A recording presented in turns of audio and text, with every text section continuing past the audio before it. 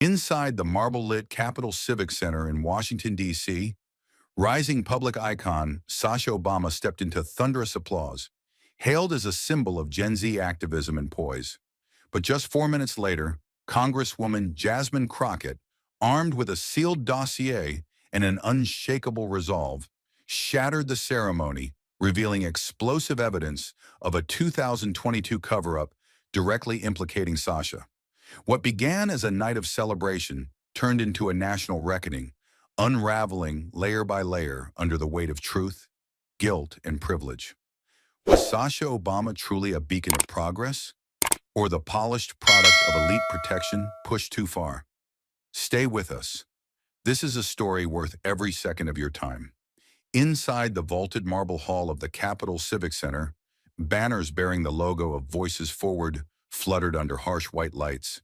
Founded by Michelle Obama in her post-White House years, the nonprofit had become a cultural behemoth, celebrating youth empowerment, female leadership, and digital influence.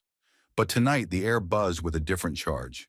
Sasha Obama, hailed by the event as a voice of her generation, was the headliner. Introduced as a beacon of Gen Z positivity, she walked onto the stage with a calm poise, bathed in soft blue spotlights and thunderous applause. Her social media clips, filtered and elegant, played behind her. Snippets of spoken-word poetry, climate awareness, and feminist solidarity. Yet below the surface, unease crept like a virus. Because in the fourth row sat Jasmine Crockett, a civil rights attorney turned congresswoman, her gaze fixed like steel on the stage. She had publicly condemned this very event last month, calling it a glorified influencer gala bankrolled by silent privilege. And now she was in the building.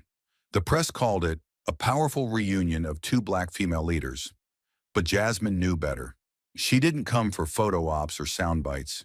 She came because something about this entire production didn't sit right. The scripted speeches, the curated praise, the unchallenged elevation of personalities over principle, everything reeked of performance. As applause roared again when Sasha smiled and waved, Jasmine didn't move. Her eyes didn't blink. In a room designed to celebrate harmony, she felt only pressure. Pressure to stay silent, pressure to conform, pressure to pretend. But Jasmine had never been good at pretending. She had spent her career tearing off polished veneers. And as she sat there, jaw set, breath held, she knew one thing for certain. This night wasn't going to go as planned. As Sasha stood on that stage soaking in applause, Jasmine sat stone still in the fourth row, because locked inside her briefcase wasn't just skepticism, it was a secret the world had never been allowed to hear. The envelope arrived quietly. No name, no return address, no stamps. Just her name on the front. It was left on her office desk like a whisper that dared to speak. Jasmine didn't open it for 3 days. She had seen her share of anonymous messages before. Most were fake, full of drama and lies. But something about this one felt different. Heavy, cold. Like it had been sent by someone who wasn't trying to get attention, but trying to tell the truth. When she finally opened it, her hands shook. Inside there were police documents, traffic photos, and something worse, a death certificate. It was from Los Angeles, dated July 18, 2022, 3:14 a.m. A man had been hit by a car and died instantly. His name, Luis Alberto Mendez, 36 years old. The report said he was a construction worker, walking home after a night shift. He had no family nearby, no lawyer, no papers. He was undocumented. The street was dark, no traffic lights, no signs, no cameras, except one. 4 grainy images were included. In the first, a black car entered the frame. In the second, headlights lit up a figure. In the third, that figure fell backward. In the fourth, only red taillights remained. The car had never stopped. Jasmine kept reading. A federal memo was included. Parts of it were blacked out, but she could still read words like public figure, no charges, and closed at the federal level. A letter from a powerful law firm in Washington followed. It didn't mention names. It just recommended quiet resolution to protect legacy and reputation. Jasmine had heard that tone before. In court, in politics. It was how people with power spoke when they wanted someone to disappear without a mess. But the worst part wasn't the reports. It was a small, torn piece of notebook paper stuck in the back. It had just one sentence, written in shaky handwriting. She was the one behind the wheel. No name, no explanation. But Jasmine didn't need one. Every file, every photo, every word pointed in one direction. Someone had killed that man, and someone else had made sure it never became a headline. Louis was poor. He was undocumented. He was invisible. And that made it easy for the system to pretend his life didn't matter. Jasmine sat in silence for a long time. Her heart pounded. Her hands were ice cold. But her mind was clear. This wasn't a traffic accident. It was a decision. A decision to protect someone with status by erasing someone without it. And if no one else would speak for Louise, she would. Loudly, publicly, even if it meant burning bridges with the most powerful names in the country. Because this wasn't just injustice, it was silence. Paid for and protected. And she had no intention of letting it stand. She hadn't planned to speak, not that night, but sitting there, folder pressed against her ribs like a second heartbeat. Watching applause drown out the truth, Jasmine knew. If she stayed silent now, she'd be just another part of the cover-up. She stood up slowly, not with fanfare, not with fury, just steady, with purpose. Her heels clicked once, twice against the marble floor as she moved into the center aisle. The heavy folder clutched tightly in her hand. Heads turned. Phones were lifted. A few aides leaned forward, sensing something was off, but too late. Jasmine didn't wait for a mic. She walked straight toward the stage where the host was still smiling awkwardly, mid-sentence. His voice faltered when he saw her. The room wasn't built for interruption, but Jasmine's presence didn't ask for space. It took it. She stepped onto the stage and turned to face the crowd. No one stopped her. No one dared, because something in her face told them this wasn't a political stunt. This was the beginning of something they didn't yet understand, but couldn't look away from. She raised the folder just enough so the cameras could see it. Her voice was clear, calm, deadly calm. Before we continue honoring legacies and rewriting headlines, she said, I have a question. Her gaze swept the room. No one breathed. Why is this woman, she continued, nodding slightly toward Sasha, being celebrated as a symbol of justice when she's never once been asked to answer for her past? The words weren't loud, but they cut through the silence like a blade. Every spotlight in the hall suddenly felt too bright, every seat too small. Sasha didn't move. Her face froze, not shocked, not angry, just hollow, like she knew this moment had always been waiting. Jasmine stepped closer to the podium, her tone tightening. We tell young people that truth matters, that accountability matters, but here we are, applauding someone who has never been held to the same standard as everyone else in this room, simply because her last name makes people nervous. A low murmur began in the back. Organizers whispered to each other, motioning toward security, but Jasmine didn't stop. She pointed to the folder. This is not rumor. This is not drama. This is what justice looks like when it's ignored, redacted, and buried. And tonight, I won't let that happen quietly. She lowered the folder, but her voice stayed sharp. We all know what this room was supposed to be, but if we want it to mean something, really mean something, then we have to stop pretending that influence is innocence. Sasha sat motionless. Her fingers gripped the edge of her chair so tightly her knuckles went pale. She didn't speak. Not yet. Not a word. Around her, the room held its breath, frozen between the story they'd come to celebrate and the truth that had just walked on stage and shattered it. The silence after Jasmine's accusation wasn't empty. It was thick, heavy, like the seconds before a building gives way. And in that stillness, all eyes turned to Sasha, waiting for the woman they'd come to celebrate to finally speak, not as a symbol, but as a human being under fire. Sasha stood, slowly, every movement deliberate, like someone trying not to step on glass. Her breath was steady, but her eyes gave her away. They weren't defiant. They were calculating, searching the crowd, measuring the moment, preparing the version of herself that could survive this. She walked toward the edge of the stage where the podium still stood.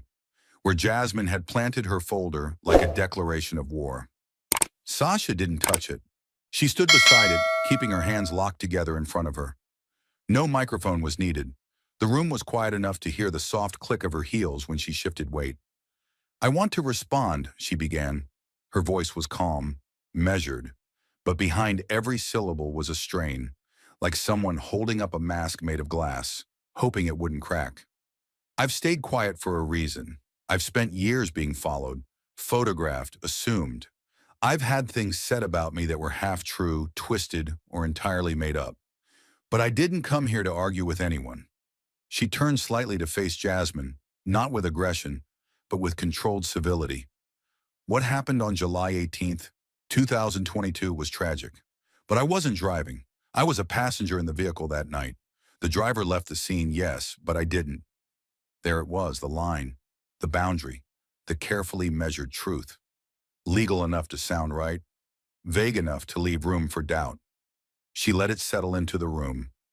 Let the tension bend under the weight of her calm. "I didn't lie," she added. "I didn't hide anything. I gave a statement. I cooperated. I trusted the process." But Jasmine didn't move, didn't blink. The tension in her jaw didn't release. The crowd might have paused, might have questioned their certainty for a moment. But Jasmine hadn't come with speculation. She had come with proof. "Trusted the process," Jasmine echoed under her breath, just loud enough to be heard. Then louder. "What process? The one that closes files when it sees a famous last name? The one that leaves a body in the street and no arrest report on record?" Sasha didn't answer. She stood still, silent again. Jasmine stepped forward, not aggressively, but with the same sharp stillness she had carried since the first word left her mouth. She didn't look at Sasha now. She looked at the room. She turned her body just enough so the audience and cameras could see her clearly, then gestured to the screen behind them. The massive LED panel that had, minutes earlier, played Sasha's award montage. She nodded toward the technician at the edge of the stage. "Can you cue the file marked Exhibit 1? There was a long pause. A tech worker hesitated, looking back and forth between the producer and a woman wearing a headset near the press box. But Jasmine's voice cut through their confusion. "Do it." A few seconds passed. Then the screen flickered. The lights dimmed. The room grew darker, not just physically, but emotionally, like something sacred was about to be breached. The video began with a timestamp, July 18th, 2022, 3:13:47 a.m. Sepulveda Boulevard / West 99th, Los Angeles. No audio, just grainy black and white footage from a stationary home security camera across the street. It showed a quiet residential block, dimly lit, trash bins lined along the curb. Nothing moved until, at 3:13:54, a dark luxury vehicle slid into frame from the right.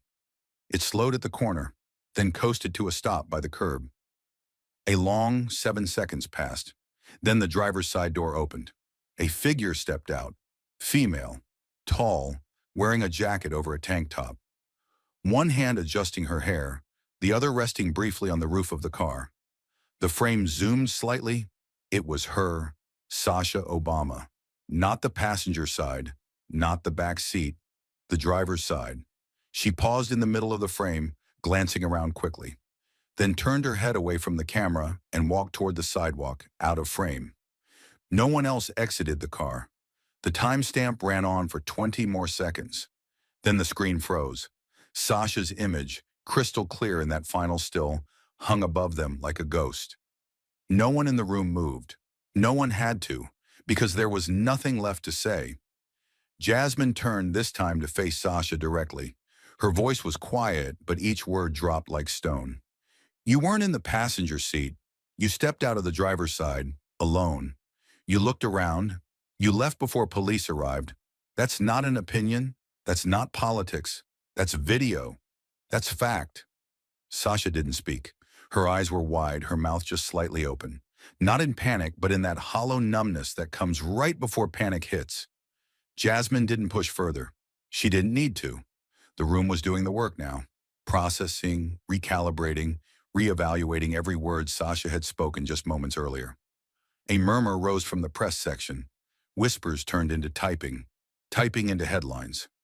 Jasmine looked back at the crowd, not with triumph, not with spite, but with a kind of sorrow, a weariness that came from knowing she hadn't wanted this. She had hoped Sasha would tell the truth, had hoped the system would do the right thing long before now, but it hadn't. So Jasmine had brought the truth with her, and she had opened it, frame by frame. The lights in the hall stayed low, the screens still frozen behind them. Sasha remained standing, shoulders pulled tight, chin lifted just barely, but her silence said everything. In that moment, she wasn't an icon. She wasn't a victim. She wasn't a villain. She was just exposed. The room had barely recovered from what it witnessed. The air was still thick with disbelief. But truth, Jasmine was learning, doesn't echo in power. It collides with it. And sometimes it's power that hits back first. The letter wasn't made public right away. It didn't need to be. What mattered was where it went and who saw it first. On official stationery from the office of Michelle Obama, it was delivered directly to the Speaker of the House, hand-carried by a trusted liaison, and marked confidential, internal congressional review only. But by nightfall, 3 news networks were already quoting its contents. Someone had leaked it, and not by accident. The timing was too precise, the headlines too synchronized. Former First Lady expresses deep concern over Crockett's conduct. Obama camp accuses Congresswoman of abuse of office. The framing was immediate and unmistakably strategic. The language inside the letter was calm, formal, and devastating. It expressed deep disappointment over what it described as a breach of institutional dignity and condemned Jasmine's actions as a reckless misuse of congressional stature for personal gain. Nowhere in the 3-page letter was the word video mentioned. Not once. No denial, no rebuttal, no explanation. Instead, it leaned on a much older tactic, shifting the spotlight, reframing the event. The letter warned that Jasmine's actions had undermined the spirit of civic unity and set a dangerous precedent by using the House chamber as a stage for targeted personal attacks. It stopped short of demanding censure, but its final paragraph urged appropriate review and internal consequences. Jasmine read it twice, then a third time. She was standing alone in her office, the overhead lights off, the city glowing dim outside the tall Capitol windows. The printed copy lay flat on her desk, her fingers pressed into the margin as if she were holding it down to keep it from floating away. She wasn't surprised, not really, but the depth of the betrayal still hit like ice water. She had grown up respecting Michelle Obama, admiring her, quoting her, and now she was being named, indirectly but undeniably, as a threat to the very integrity of the institution she had fought to enter. Outside her door, staffers whispered. One had already been approached by a senior aide to the speaker, asking if Jasmine intended to walk back any part of her remarks. Another had received a text warning that donors were extremely uncomfortable in reconsidering their alignment. The backlash was moving fast, not because what Jasmine had said was false, but because it had made people powerful enough to call it dangerous. By morning, op-eds began to trickle in. One called her a wrecking ball in a silk blazer. Another, more venomous, accused her of carving up a fellow black woman for applause. Cable anchors, one after another, took turns debating her tone, her motives, her judgment. Not the video, not the death, not the silence that came before it. Just her, just Jasmine. The system hadn't denied the evidence. It hadn't even questioned it. Instead, it did what it always did when someone stepped out of line.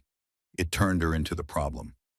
Jasmine stood still for a long moment, staring at the words, weaponizing personal accusations under the guise of civic duty. That phrase echoed louder than the rest, as if telling the truth when no one else had dared to was now a form of violence. As if speaking the name of a dead man and showing what the system had erased was somehow more offensive than the silence that buried him. She didn't slam the letter. She didn't curse or pace the room. She simply folded the page in half, then again, and slipped it into her desk drawer without a word. Not out of fear, out of resolve. Because this was never going to be easy. And now it was real. The knives had come out. The machine had begun to turn. And Jasmine Crockett, now in the center of a storm she hadn't started but refused to run from, knew one thing above all. She hadn't just challenged a person, she'd challenged a system. And systems don't bleed. They retaliate. The letter was a blade, but it wasn't the last one. By sunrise, the second came not on official paper, but from a tweet. And this time it wasn't bureaucracy striking back. It was legacy. It appeared at 7:12 a.m. sharp. No fanfare, no explanation. Just 16 words sent from the verified Twitter account of Michelle Obama. My family isn't perfect, but we don't deserve to be made sacrifices in someone else's campaign for relevance. No name, no photo, no direct accusation, but no one needed context. The timing made it unmissable.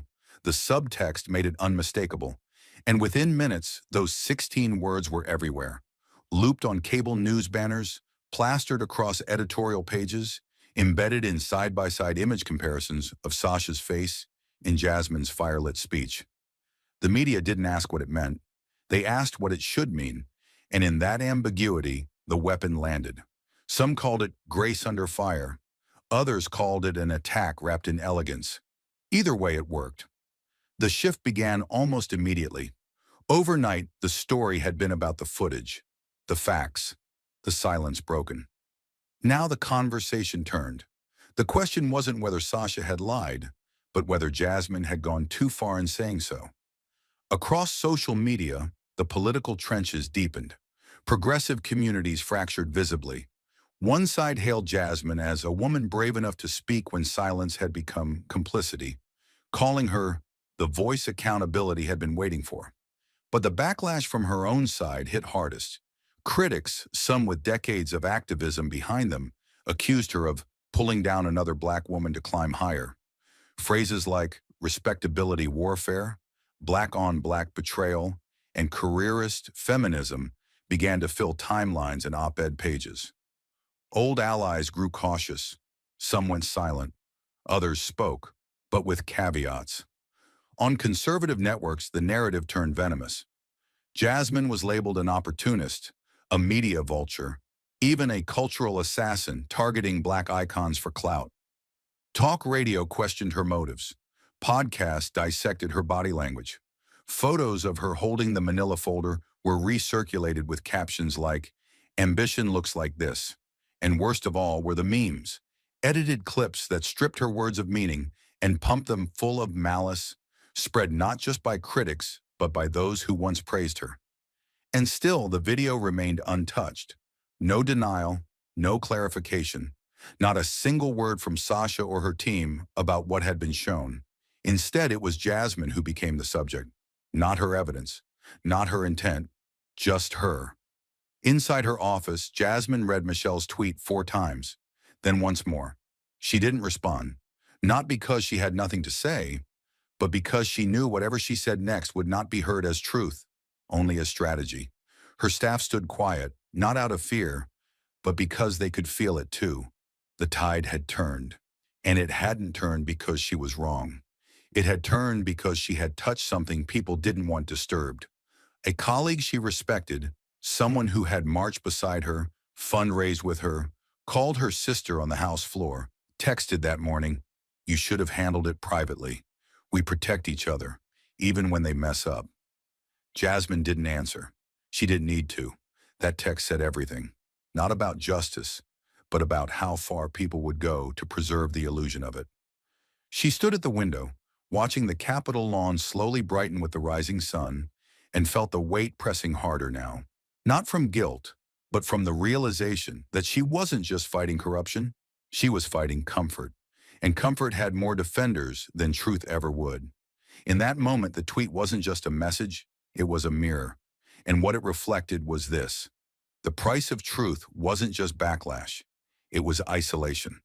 The world had tried to turn her into a villain, but Jasmine never needed their applause, only a signature, a statute, and the truth. And now it was time to let the law speak. At 9:03 a.m., under the dull gray sky that blanketed Washington like a curtain before the storm, Congresswoman Jasmine Crockett entered room 2141 of the Rayburn House Office Building. Not as a politician seeking attention, but as a woman holding a formal challenge to silence. Her face betrayed nothing. Her suit was navy, her heels deliberate. In her right hand was a sealed folder stamped with the House Oversight Committee's insignia. Inside, a motion that would change the rules of how power answered to truth. The request was clear, composed, and bold. Jasmine formally petitioned for a congressional investigation into the July 2022 car accident in Los Angeles, an event that, she argued, had been deliberately buried beneath a coordinated effort of bureaucratic misdirection, institutional silence, and legacy protection. As she stood before the committee panel, she didn't raise her voice. She didn't need to. The tension in the room did the speaking for her. She laid the folder on the podium with quiet finality, opened it, and read directly from the heart of her submission. This is not about political rivalry. This is about obstruction, and obstruction of justice under Title 18 of the U.S. Code is not a partisan issue. It is a federal crime. Then carefully she read the statute aloud. Whoever corruptly conceals, destroys, mutilates, or alters any record or document with the intent to impair its integrity or availability for use in an official proceeding shall be fined or imprisoned for up to 20 years. Every eye in the room locked on her. There was no theater here, no grandstanding, only the sharp, quiet certainty of someone who had been underestimated and who now came armed with law, not opinion.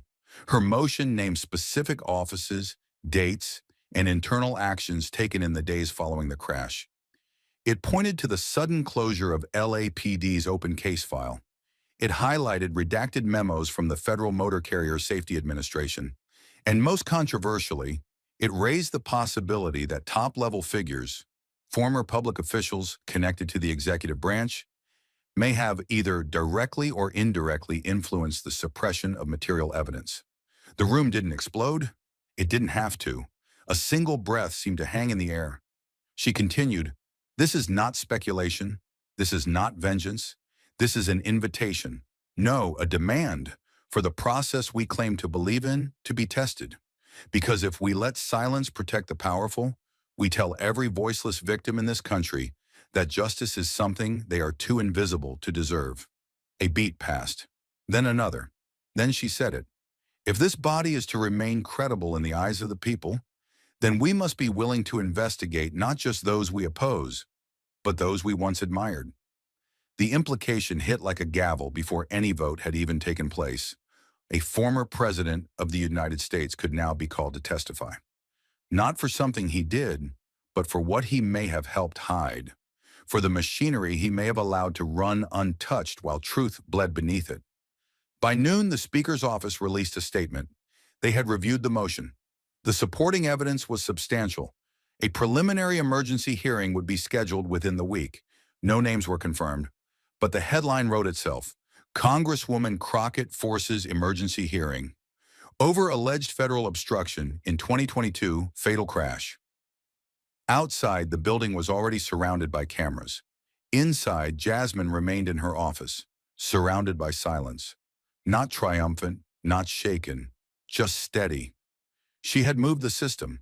Now it would have to move back, or answer why it refused. The legal storm was growing, but the emotional war had already reached a boiling point.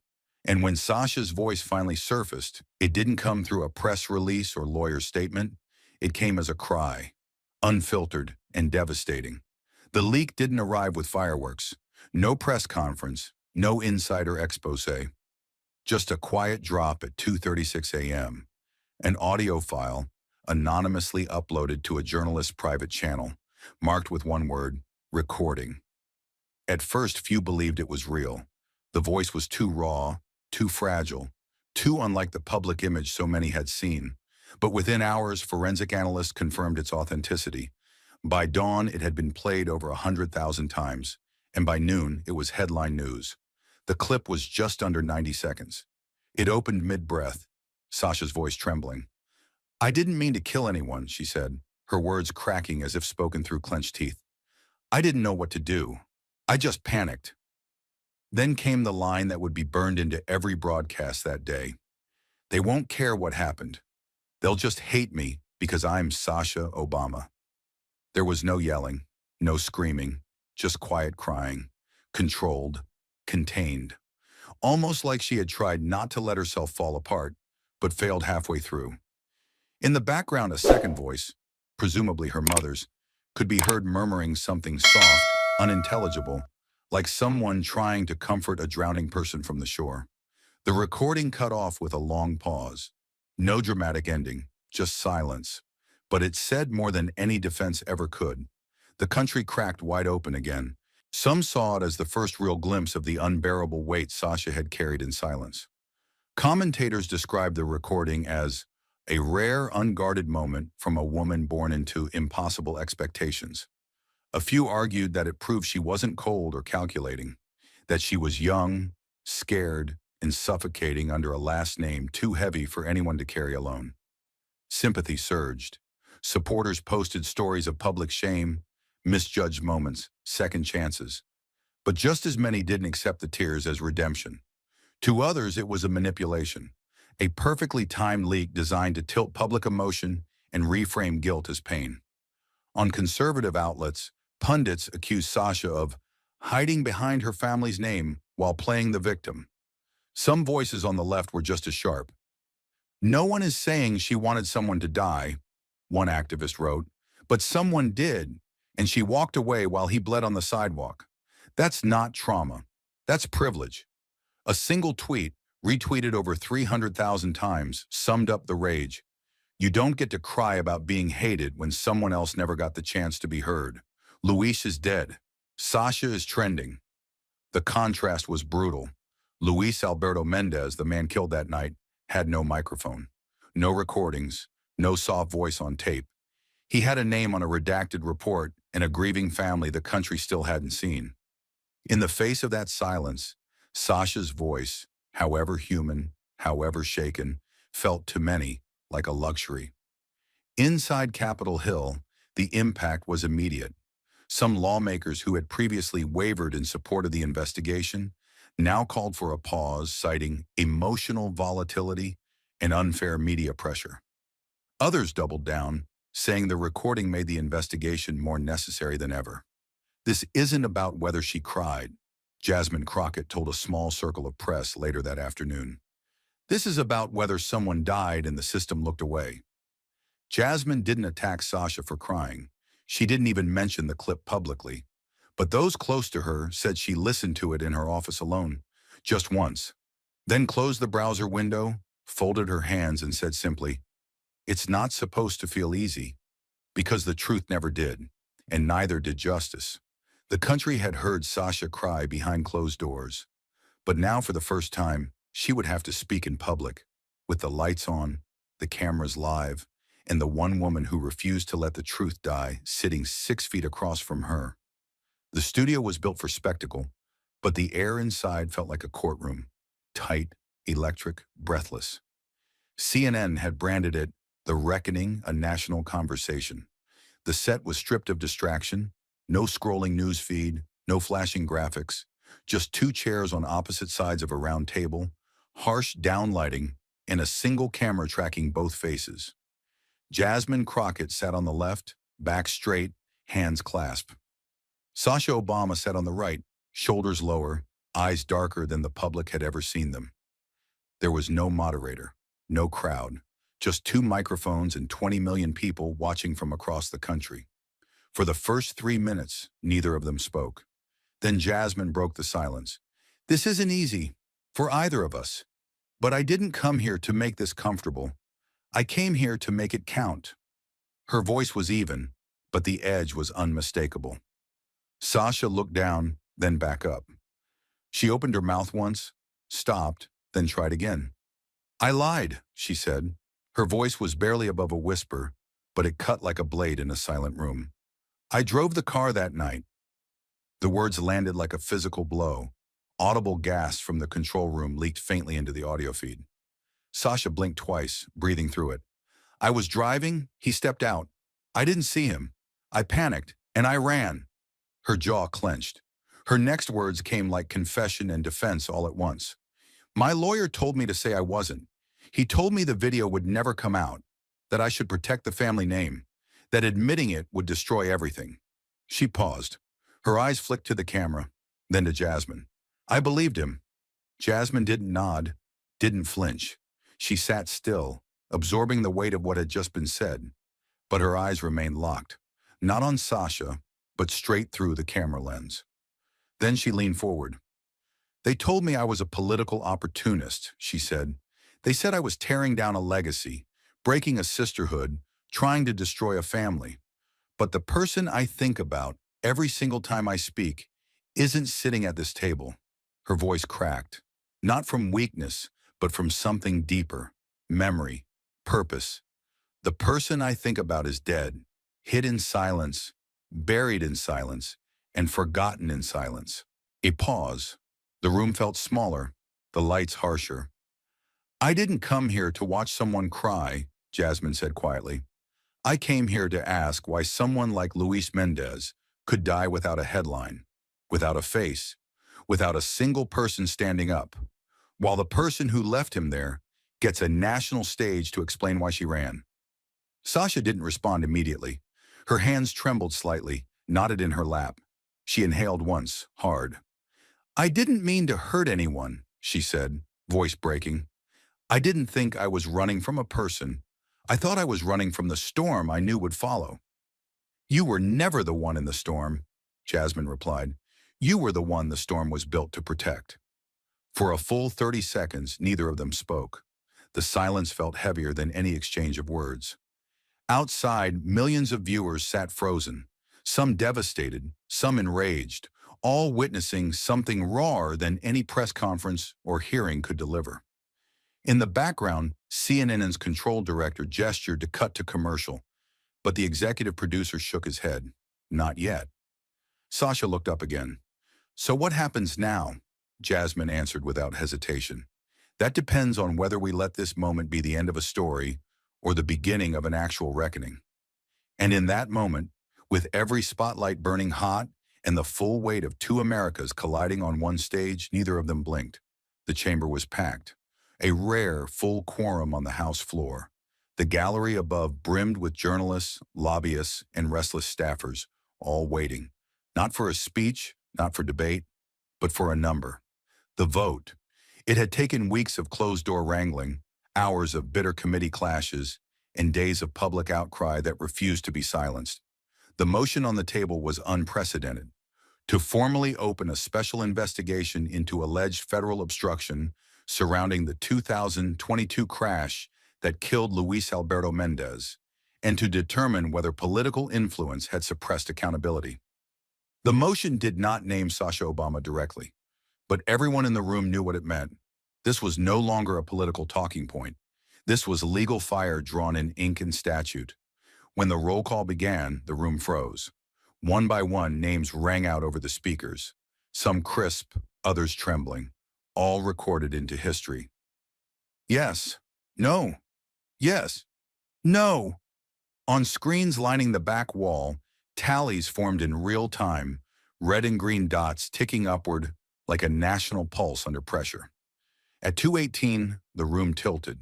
At 2:25, the noise in the gallery began to shift. At 2:30, the final yes rang out, and the gavel dropped like thunder. Motion passed, 230 in favor, 205 against. The decision echoed far beyond the marble walls. Cable news erupted. Some anchors celebrated it as a long overdue reckoning. Others warned of weaponized justice and partisan persecution. But the numbers didn't care about spin. The investigation was real, authorized, funded, and for the first time in modern history, the path was now cleared for Congress to question not just civil servants, but the most protected circles of American power. Within the hour, subpoenas began rolling out. DOJ liaisons were contacted, internal records were ordered, and then the one notice that truly shifted the ground was issued. Sasha Obama was formally summoned to testify under oath. The letter arrived not by press, not by leak, but by certified courier, handed to her attorney's office with a timestamp, signature, and instruction to appear within 7 business days before the Special Oversight Subcommittee. It wasn't dramatic. It didn't need to be. It was simply federal, binding, unavoidable. She was no longer a bystander in a political firestorm. She was now a named participant in a legal process that would be etched into history. Inside her DC residence, Sasha received the news in silence. No cameras, no speech, just a printed copy delivered to her by her legal team. For a long time, she stared at the words without reading them aloud. Then she folded the paper in half, placed it on the table, and whispered to no one in particular, "I knew it would come to this." Outside, a different wind had begun to blow. Protesters gathered at both ends of the Capitol, some holding signs that read, "Justice delayed is justice denied," others holding portraits of Sasha from her childhood, framing her as a victim of political vengeance. But inside the committee chambers, the tone was clear. The time for emotion had passed. Now came testimony, records, evidence, timelines. The House had made its choice, not to assume guilt or innocence, but to say out loud, "This demands to be examined." And Jasmine Crockett, standing outside the rotunda that night under a low October sky, didn't smile or speak to reporters. She simply looked up, exhaled once, and said quietly to her aide, "Now they can't unhear it, now they have to look." Because now, finally, the truth had a subpoena. And it was walking through the front door. The subpoena had shaken Capitol Hill. But outside its walls, the world had already passed judgment. And what America had tried to contain as a legal dispute, the global press had named for what it truly was: a betrayal wrapped in silence. It didn't take long. Once the congressional vote went public and Sasha Obama was officially summoned to testify, the world turned its full attention to the story and gave it a name: the scandal of silence. That phrase appeared first in an op-ed from the Times of London, then spread like wildfire through the international press, crystallizing what many around the globe already felt. This wasn't just a scandal, it was an indictment of the very idea that America was still morally exceptional. El País called it an act of cowardice at the highest levels of influence. The Sydney Morning Herald referred to it as the moment the illusion of ethical legacy crumbled. In South Africa, a major paper ran the headline, "She died in the spotlight. He died in the dark." It wasn't just Sasha under scrutiny, it was every institution that had enabled her silence. In countries where power routinely shields the privileged, the story hit a nerve. In Brazil, commentators compared it to Petrobras. In France, where class immunity was a national wound, editorialists asked how a man like Luis Mendez could disappear from the narrative of the world's most powerful democracy. Tokyo's NHK offered a chilling reflection. If America cannot tell the truth when it concerns its most admired names, what chance does anyone else have? Meanwhile, Kenyan journalists, long proud of the Obama name, expressed quiet grief. One article in the Daily Nation read, "For years we celebrated the symbol. Today we mourn the silence." What shocked foreign analysts most was not the crime. It was the concealment, the paper trail of redacted memos, the closed LAPD file, the sudden disappearance of surveillance footage from public record, the absence of a single federal charge. All of it fed a growing sense that America's justice system was not only flawed, but selectively blind. And Jasmine Crockett? She became a symbol too. Not of rebellion, but of refusal. Refusal to let silence have the last word. Back in DC, Jasmine watched the coverage from her office late into the night. The floor around her was littered with folded newspapers and printed articles, her desk a collage of global reaction. Every page told her two things: the world was watching, and the weight she was carrying was now heavier than ever. Some articles praised her as a lone voice who forced a superpower to look in the mirror. Others, especially from U.S. outlets, accused her of exploiting grief for political edge. But even the worst of them could not change the fact that a man had died. And for a full year, no one in power had spoken his name. Jasmine had never intended to go global. She wasn't aiming for a movement, a legacy, or a headline. All she had wanted was accountability. What she had unearthed instead was a wound deeper than she imagined. A culture that revered transparency only until it touched the wrong last name. And in exposing that, she had made herself a target. But something had shifted, something irreversible. Now Luis Alberto Mendez, an undocumented worker, a man without a microphone, without a platform, without a famous family, was being written about in Nairobi, Paris, Seoul, and Rio. His name was no longer just a line in a forgotten report. It was a reckoning. It was a demand. It was a headline. And Jasmine Crockett had made sure the world didn't forget it. The world had watched the scandal unfold, the silence shatter, and the reckoning begin. Now all eyes turned to the courtroom, where Sasha Obama would finally confront the consequences of her actions. Not as a former first daughter, but as a citizen seeking redemption. The morning air was thick with anticipation as Sasha Obama approached the courthouse steps.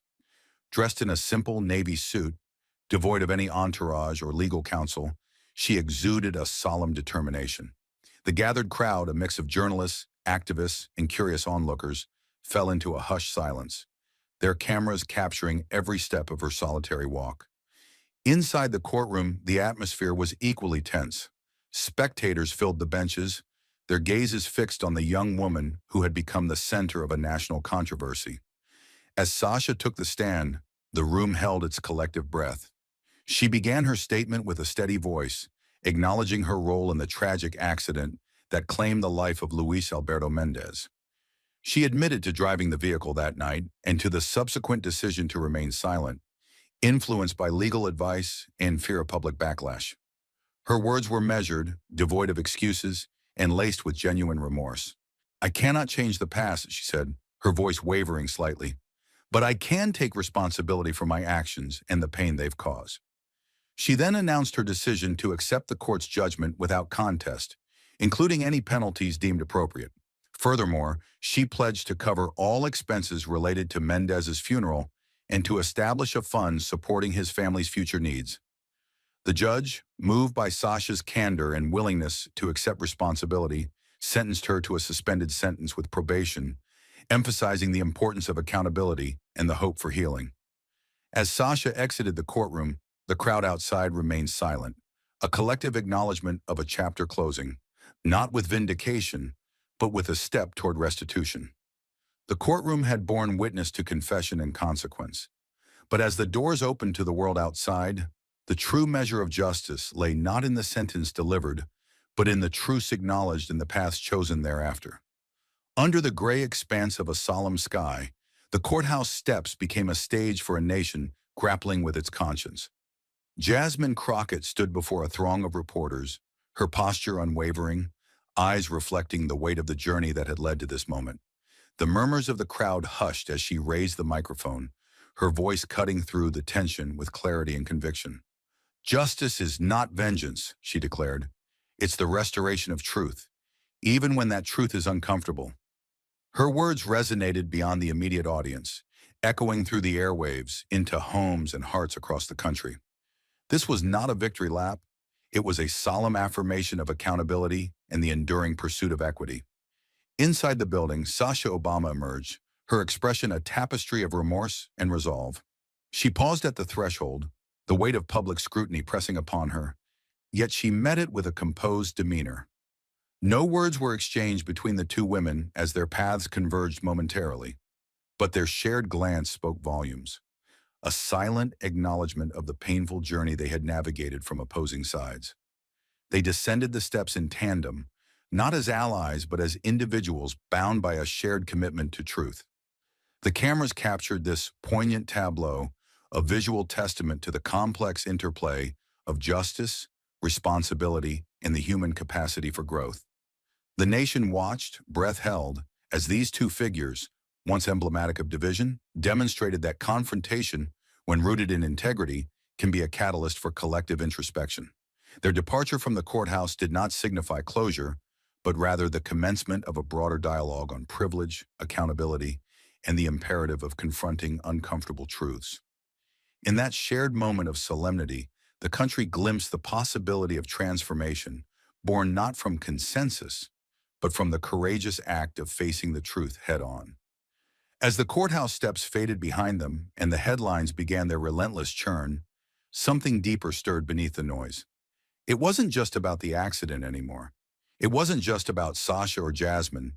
It was about the fault lines of justice in a nation still learning how to hold everyone, famous or forgotten, accountable. And though no handshake had been exchanged, The moment they exited together had triggered a cultural shift that no one could ignore. The silence that once protected power had been pierced, not by rage, but by relentless truth. And that truth didn't need a megaphone. It had already found its way into living rooms, courtrooms, classrooms, and dinner tables across the country. The question now wasn't who won, but what had been revealed, and whether America had the courage to listen. Because the real story, the one that mattered beyond sound bites and scandals, was about what happens when a nation is forced to look in the mirror and doesn't like what it sees. For every voice calling Jasmine a destroyer of unity, there were others, quieter perhaps, but just as fierce, who called her what she truly was, a disruptor of silence. In a country built on selective amnesia and polished narratives, her insistence on digging beneath the surface wasn't an act of aggression. It was an act of love.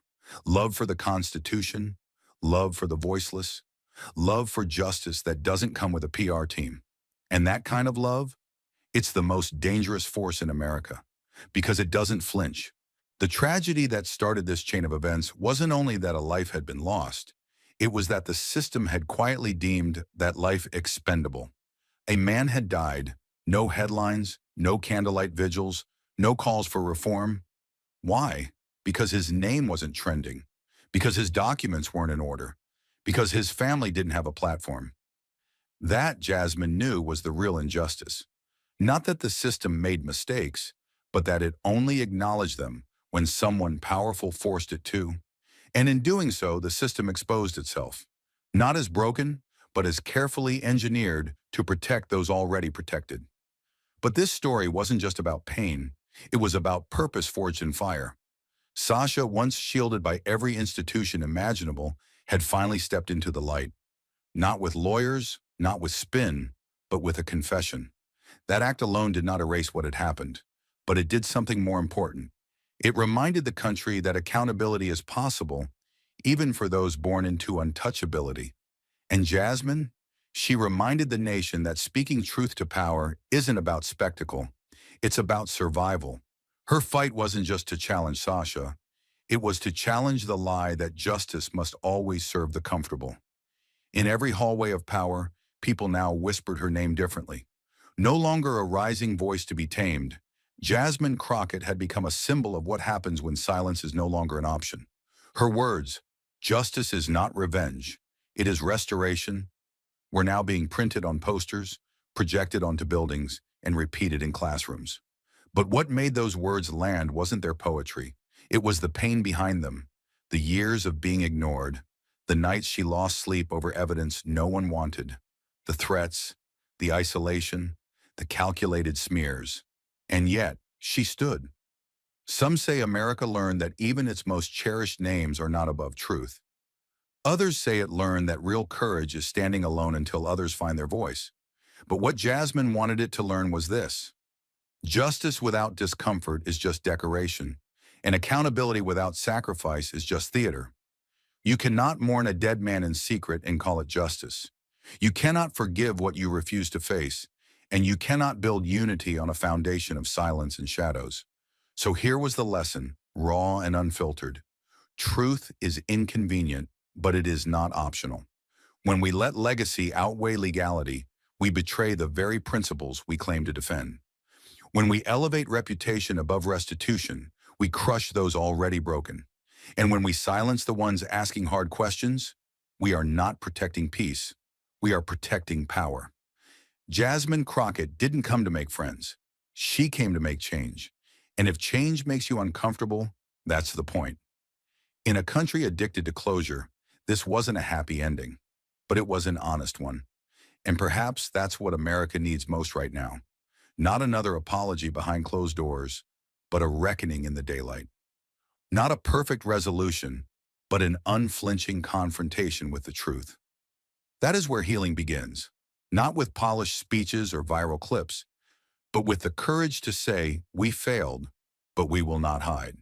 So when people ask what this story was really about, let it be this: it was never about destroying someone's future. It was about honoring someone's past. It was about asking the hardest question in democracy: who do we mourn publicly and who do we erase quietly? And it was about what happens when someone dares to flip that script. The body of that Honduran man was buried without fanfare, but his death echoed louder than the silence that followed. Jasmine made sure of that, and though the world may never remember his name, the nation would never forget the storm his story unleashed. Because that's what justice is. Not a verdict, not a headline, but a shift. A shift in how we listen, in how we weigh truth, in how we define who deserves to be heard. And in that final moment, as the courthouse faded behind them and the nation held its breath, two women walked forward, not as heroes or villains, but as reminders. That justice, when it's real, costs something. And sometimes the price is the comfort of pretending everything's fine. Jasmine had paid that price, and in doing so, she bought the nation something priceless, the chance to start over, louder, bolder, and no longer afraid of the truth. But as the crowd faded and the spotlight dimmed, Jasmine knew the story wasn't finished. It was only beginning. Truth had cracked the surface, but now came the harder part, turning pain into power and headlines into change. She stood at the steps of the Capitol, not for applause, not for vengeance, but for something far more dangerous: clarity. The same voice that had cut through congressional chambers and courtroom silence now echoed across the plaza with conviction sharpened by fire. "We do not get to call ourselves a free nation," Jasmine declared, "if truth is treated as a threat and silence is sold as peace." Cameras clicked. Reporters froze. But Jasmine wasn't speaking to the press. She was speaking to every family who had been erased, every immigrant buried without justice, every whistleblower punished for refusing to bow. Behind her, flags waved in the breeze, but they seemed less like symbols of pride and more like reminders of how far the country had drifted from its promises. Jasmine raised her hand, not as a politician, but as a citizen, wounded, unyielding, alive with purpose. "This is not about politics," she continued, her voice never shaking. "It is about power, and the people who have used it to protect themselves instead of the truth." She paused. "And I'm not here to make them comfortable." Her call was not gentle. It was a rupture, a demand for vigilance, for resistance, for memory. "If we let this moment pass," she warned, "we will prove that justice is nothing more than a performance we applaud before returning to silence." And in that silence, she knew the same old games would play out. Doors closed, records sealed, names protected, and the dead forgotten. "We have to break the cycle, not tomorrow, not in the next election, now." She laid out what came next, not as a request, but a blueprint for every person watching. First, a legislative overhaul of how unreported incidents involving public figures are handled. Second, mandatory federal oversight for prosecutorial discretion when undocumented victims are involved. And third, a Truth and Reconciliation Commission, not just for past abuses, but for the silence that followed them. "Because cover-ups don't rot in the dark," Jasmine said, eyes narrowed. "They metastasize." Then she named it: the rot, the machine, the layers of polite protection that shield the privileged from accountability. She did not flinch as she spoke names, departments, dates, and bills, all the pieces of a system built to forget. "Don't ask why I made this public," she said. "Ask why it was ever hidden." And with that, the crowd was no longer a crowd. It was a movement. Veterans with folded flags, immigrants holding photos, students clutching books filled with stories like their own. 1,000 different faces, now united by one common truth. The system had been weaponized, not against the corrupt, but against those brave enough to speak. Jasmine stepped down. She walked among them, and that's when she stopped reading from notes. "I know what it's like," she said to a young woman in the front row, "to speak and be told you're angry, ungrateful, dangerous." The woman nodded, tearful. Jasmine continued, "But I promise you, if your voice shakes the room, you're exactly where you belong." She turned to the crowd. "Use it. Don't let them make you doubt it, because silence isn't strength, it's surrender." From there, it became more than a rally. It became a reckoning. Veterans rose to demand clearer whistleblower protections for service members reporting internal abuses. Young lawmakers pledged bipartisan support for Jasmine's proposed bill. tentatively named the Silent Truth Act. And the media? For once, they stopped asking, is she going too far? And started asking, why did no one go this far before? But Jasmine knew one speech wouldn't be enough. So she issued a challenge to Congress, to governors, to judges, and most of all, to ordinary people. Watch how they vote, she said. Watch who suddenly goes quiet. Watch who tries to bury this moment in procedural fog. Then came the final blow. And if they do, vote like your voice is the only one left, because sometimes it is. The days that followed were nothing short of electric. Hashtags became town halls. Court documents were unsealed. Families who had once whispered their grief now spoke boldly, carrying photos of sons and daughters once deemed unworthy of press coverage. Jasmine returned to Washington not with a motorcade, but with a caravan of survivors. Their presence wasn't symbolic, it was tactical. "We are not here for pity," she said on the House floor. "We are here for power." And power finally began to tremble. An emergency hearing was scheduled to address the Silent Truth Act. A Republican senator from Utah, once dismissive of Jasmine's tactics, reversed his stance after hearing from a Gold Star mother whose son's wrongful death had been buried in red tape. A progressive from California offered an amendment that would bar any federal agency from suppressing incident reports involving minors or marginalized communities. The momentum was real and fragile. Jasmine knew that for every step forward, there would be forces trying to shove them back into silence. So she pushed harder, called out agencies by name, exposed backdoor memos, invited journalists to ride along as she visited migrant shelters and police stations, real places with real stories that couldn't be sanitized for prime time.